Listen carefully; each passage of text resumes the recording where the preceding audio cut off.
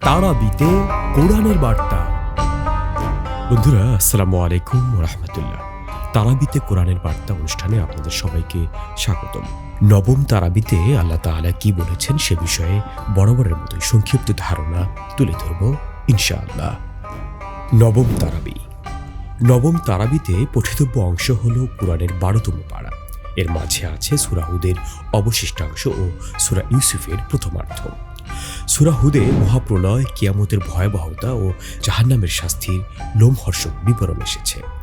এ কারণে রাসূলুল্লাহ সাল্লাল্লাহু আলাইহি ওয়াসাল্লাম বলেছেন, সূরা হুদ আমাকে বৃদ্ধ বানিয়ে দিয়েছে। নবম তারাবিতে পঠিতব্য সূরায় বেশ কিছু ঘটনা উল্লেখিত হয়েছে। সূরা হুদে বেশিরভাগ অংশ জুড়ে ধারাবাহিকভাবে কয়েকজন নবী রাসূলের স্বজাতির অবাধ্যতার ইতিহাস তুলে ধরা হয়েছে। কুরআনে যেসব নবী রাসূলের আলোচনা সবচেয়ে বেশি করা হয়েছে, নূহ আলাইহিস সালাম তাদের একজন। স্বজাতিকে তিনি প্রায় ৯৫০ বছর তাওহীদের দাওয়াত দিয়েছেন, তবু তারা দ্বীন গ্রহণ করেননি। সমাজের গুরুত্বহীন লোকেরা নূহ আলাইহিস সালামের অনুসারী, তিনি মানুষ হয়েও রাসূল দাবি করেন। এইসব খোঁড়া যুক্তি দিয়ে তারা নূহ আলাইহিস সালামের দাওয়াতকে অগ্রাহ্য করে। শুধু তাই নয়, অধ্যতার চূড়ান্ত রূপ দেখিয়ে তারা আল্লাহর আযাব নাজিলের দাবি জানায়। মহান আল্লাহ নূহকে একটি বিশাল নৌকা নির্মাণের এবং মুমিনদেরকে সেই নৌকায় তোলার নির্দেশ দেন। এরপর সর্বগ্রাসী বন্যায় কাফিরদের ধ্বংস করেন। হুদ আলাইহিস সালাম প্রেরিত হয়েছিলেন আদ জাতির কাছে। স্বজাতিকে তিনি স্বার্থহীনভাবে একত্ববাদের পথে আহ্বান করেন, কিন্তু তারাও হঠকারিতা এবং অধ্যতার পথ বেছে নেয়। ফলে আল্লাহর আযাব তাদেরকে ধ্বংস করে। ছামুদ জাতিও অস্বীকার করে তাদের নবী সালেহ আলাইহিস সালামকে। আল্লাহর পক্ষ থেকে আগত উটনীকে তারা হত্যা করে। নাফরমানের কারণে তারাও আল্লাহর আযাবের শিকার হয়। আল্লাহর কাছে কোনো কিছুই অসম্ভব নয় এবং কোনো অবস্থাতেই আল্লাহর রহমত থেকে নিরাশ হওয়া যাবে না, এমন শিক্ষামূলক ঘটনার বিবরণ উঠে এসেছে সূরা হুদের মাঝামাঝি অংশে। বৃদ্ধ ইব্রাহিম আলাইহিস সালাম ও তার স্ত্রীকে অবাক করে মহান আল্লাহ ইসহাক নামক সন্তানের সুসংবাদ দিয়ে একদল ফেরেশতা প্রেরণ করেন। লূত আলাইহিস সালামের সম্প্রদায় সমকামিতার জন্য জঘন্য নোংরামি ও অপরাধীর সূচনা করে। লূত আলাইহিস সালাম নানাভাবে তাদেরকে নিবৃত্ত করার চেষ্টা করেন, কিন্তু আপন অপকর্মে তারা অটল থাকে। সেই জনপদে মানুষের বেশি একদল আযাবের ফেরেশতা প্রেরণ করেন আল্লাহ সুবহানাহু ওয়া তাআলা। তারা লূত আলাইহিস সালামের মেহমান হন। নরাধামরা ফেরেশতাদের সাথেও নোংরা কাজের দুঃসাহস দেখালে লূত আলাইহিস সালাম ভয় পেয়ে যান। ফেরেশতারা তাকে নির্ভয় থাকতে বলেন এবং ঈমানদারদের নিয়ে এলাকা ত্যাগের নির্দেশ দেন। এরপর আল্লাহর নির্দেশে তারা পাপিষ্ঠদের উপর প্রস্তর বৃষ্টি বর্ষণ করেন এবং পুরো এলাকা উল্টে দেন। জর্ডানে অবস্থিত ডেড সি আজও সেই আযাবের সাক্ষী হয়ে আছে। মাদায়েনবাসীর নিকট প্রেরিত শুআইব আলাইহিস সালামের জাতি ব্যবসায় ভেজাল ও ওজনে ফাঁকি দিত। নবীর অবাধ্যতার কারণে তারা আল্লাহর আযাবে ভূমিকম্পে ধ্বংস হয়ে যায়। এরপর মুসা আলাইহিস সালাম ও ফিরাউনের ঘটনার চুম্বকাংশ বর্ণিত হয়েছে।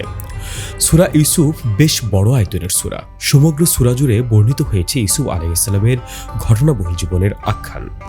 শৈশবে ইউসুফ আলাইহিস সালামের তাৎপর্যপূর্ণ স্বপ্ন, সৎ ভাইদের শত্রুতা, কূপে নিক্ষিপ্ত হওয়া, পথিকদের মাধ্যমে উদ্ধার হয়ে মিশরের বাজারে বিক্রি হয়ে মিশরের রাজ পরিবারের অবস্থান, জুলাইখার নিষিদ্ধ আহ্বানে সাড়া না দেওয়ার কারণে অন্যায়ভাবে কারাবরণ, স্বপ্নের ব্যাখ্যার মাধ্যমে মুক্তি, ভাইদের সাথে পুনরায় সাক্ষাৎ, প্রতিশোধবিহীন অপূর্ব ক্ষমা এবং সবশেষে পিতার সঙ্গে সাক্ষাতের বিস্তারিত বিবরণ উঠে এসেছে পুরো সূরা জুড়ে।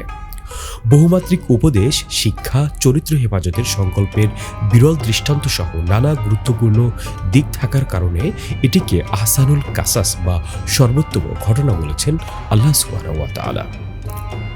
ঈমান ও আকীদা। আজকের পঠিতব্য সূরায় ঈমান ও আকীদা নিয়ে আল্লাহ তাআলা বেশ কিছু কথা উপস্থাপন করেছেন।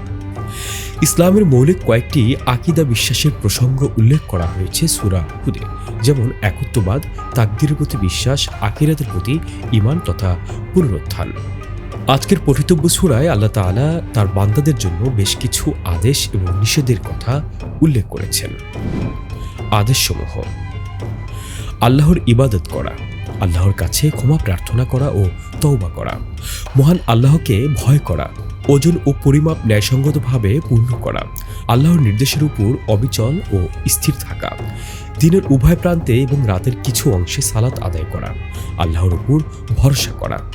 নিষেধসমূহ: কুরআনের ব্যাপারে সন্দেহে পতিত না হওয়া, আল্লাহ ছাড়া অন্য কারো দাসত্ব না করা, কাফিরদের কার্যকলাপে বিমর্ষ না হওয়া, কাফিরদের সাথে না থাকা, অপরাধী হয়ে আল্লাহ থেকে বিমুখ না হওয়া, ওজন ও পরিমাপে কম না দেওয়া, পৃথিবীতে বিশৃঙ্খলতার বিস্তার না ঘটানো, সীমা লঙ্ঘন না করা, জালিম এবং পাপিষ্ঠদের প্রতি ধাবিত না হওয়া। দৃষ্টান্ত: আজকের পঠিতব্য সূরায় আল্লাহ তাআলা মুমিনদের জন্য বেশ কিছু দৃষ্টান্ত উপস্থাপন করেছেন। আল্লাহ সুবহানাহু ওয়া তাআলা মুমিন এবং কাফিরদের উপমা দিয়েছেন অন্ধ বধির আর চক্ষুমান শ্রবণকারীর সাথে। হক উদ্ঘাটন ও সত্য উপলব্ধি করতে না পারাকে অন্ধত্ব ও বধিরতার সাথে তুলনা করা হয়েছে। কিয়ামতের ভয়াবহতা: আজকের পঠিতব্য সূরায় কিয়ামতের ভয়াবহতা উল্লেখিত হয়েছে। কিয়ামতের ভয়াবহতার কিঞ্চিত ইঙ্গিত রয়েছে সূরা হুদে, যেদিন আল্লাহর অনুমতি ব্যতীত কারো কথা বলার সুযোগ থাকবে না। জাহান্নামীদের গগন বিদারী চিৎকার ও আর্তনাদ শোনা যাবে। অবিশ্বাসীরা যেখানে চিরকাল থাকবে, ঈমানদার ও অনুগত বান্দারা জান্নাতের নিয়ামত চিরকাল তা ভোগ করবে। রিজিকের নিশ্চয়তা: রিজিকের নিশ্চয়তা নিয়ে আজকের পঠিতব্য সূরায় আল্লাহ তাআলা বান্দাদের নির্দেশনা দিয়েছেন। ভূপৃষ্ঠে বিচরণশীল প্রতিটি প্রাণীর রিজিকের দায়িত্ব আল্লাহর উপর ন্যস্ত। সুতরাং রিজিক আহরণের চেষ্টা করতে হবে ঠিক, কিন্তু রিজিকের বিষয়ে অতিরিক্ত দুশ্চিন্তা করা ঈমানদারদের জন্য শোভনীয় নয়। সুসংবাদ ও সতর্কতা: যারা বিপদ আপদে ধৈর্য ধারণ করে এবং ভালো কাজ করে তাদের জন্য রয়েছে আল্লাহর পক্ষ হতে ক্ষমা ও বিরাট প্রতিদান। যারা আল্লাহর বিষয়ে মিথ্যারোপ বা আল্লাহর শানের পরিপন্থী বিশ্বাস ও উক্তি করে, তাদের চেয়ে বড় জালিম পাপিষ্ঠ আর কে আছে? এই শ্রেণীর মানুষকে কিয়ামতের দিন আল্লাহর সামনে উপস্থাপন করা হলে সাক্ষীরা বলবেন, জালিমদের উপর আল্লাহর লানত। যারা পার্থিব জীবনের ঐশ্বর্য চায় অথচ ঈমান না আনে, তাদের সেবা ও কল্যাণমূলক কাজের বিনিময় আল্লাহ দুনিয়াতেই দিবেন। আখিরাতে তারা কিছুই পাবে না, উপরন্তু তারা জাহান্নামে যাবে। এমনকি কোনো মুসলিমও যদি নাম যশ বা পার্থিব স্বার্থের জন্য ভালো কাজ করে, সেও আল্লাহর কাছে সে কাজের কোনো বিনিময় পাবে না। পক্ষান্তরে যারা ঈমান আনে, নেক আমল করে, বিনীত ও একাগ্র চিত্তে প্রতিপালকের সামনে নত হয়, তাদের জন্য জান্নাতের চিরস্থায়ী পুরস্কারের ঘোষণা দিয়েছেন মহান আল্লাহ। সূরা ইউসুফের কতিপয় শিক্ষা: হিংসা জঘন্যতম কাজে প্ররোচিত করতে পারে, যার ফলে পরবর্তীতে অনেক লজ্জিত হতে হয়, যেমনটি ঘটেছে ইউসুফ আলাইহিস সালামের ভাইদের বেলায়। তাই হিংসা পরিহার করা অবশ্যই কর্তব্য। আকর্ষণ এবং সুযোগ থাকা সত্ত্বেও পাপ ও অপরাধ থেকে বেঁচে থাকা প্রকৃত বীরত্ব ও সাহসিকতার কাজ। তার জন্য চাই সর্বোচ্চ তাকওয়া ও আল্লাহর ভয়। লোভ ও মোহ থেকে মুক্ত থাকার শিক্ষা দেয় সূরা ইউসুফ। তারুণ্যকে অবৈধ সম্পর্ক থেকে পবিত্র রাখতে ইউসুফ আলাইহিস সালামের প্রচেষ্টা উত্তম উদাহরণ ও প্রেরণা। পাপ ও অপরাধ থেকে মুক্ত থাকতে আল্লাহর সাহায্য চাওয়ার পাশাপাশি নিজের সাধ্যের সবটুকু দিয়ে চেষ্টা করতে হবে। যেমন ইউসুফ আলাইহিস সালাম জুলাইখার কুপ্রস্তাব প্রত্যাখ্যান করে আল্লাহর আশ্রয় চেয়ে আত্মরক্ষার জন্য দৌড় দিয়েছিলেন। সত্য পথে থাকার পরও কখনো কখনো দুঃখ, কষ্ট এবং অপবাদ সহ্য করতে হয়। যেমন ইউসুফ আলাইহিস সালাম মিথ্যা অপবাদের শিকার হয়ে জেল পর্যন্ত খেটেছিলেন। প্রবৃত্তি সর্বদা মন্দ কাজের নির্দেশ করে, সুতরাং সফলতার জন্য সতর্ক থাকা এবং প্রবৃত্তিকে নিয়ন্ত্রণ করা মুমিনের অপরিহার্য কর্তব্য। ভালো কাজের সুযোগ কিংবা গুনাহ থেকে মুক্ত থাকার তৌফিককে নিজের কৃতিত্ব মনে না করে আল্লাহর দয়া ও অনুগ্রহ মনে করা উচিত। দুঃখ, কষ্ট, অভাব অর্জনের পর সুখ, স্বাচ্ছন্দ্য ও সচ্ছলতা আসে, যেমন ঘটেছিল ইয়াকুব ও ইউসুফ আলাইহিস সালামের বেলায়। সবুর করলে বহুকাল পরে হলেও মেওয়া ফলে। প্রয়োজন শুধু আল্লাহর উপর আস্থা রেখে ধৈর্য ধারণ করা। ক্ষমা উন্নত মানসিকতার পরিচয়। প্রতিশোধের চেয়ে ক্ষমা অনেক বেশি উপভোগ্য। যেমন ইউসুফ আলাইহিস সালাম প্রতিশোধ না নিয়ে ভাইদের জঘন্য অপরাধও ক্ষমা করেছিলেন। বন্ধুরা, আজকে এ পর্যন্তই।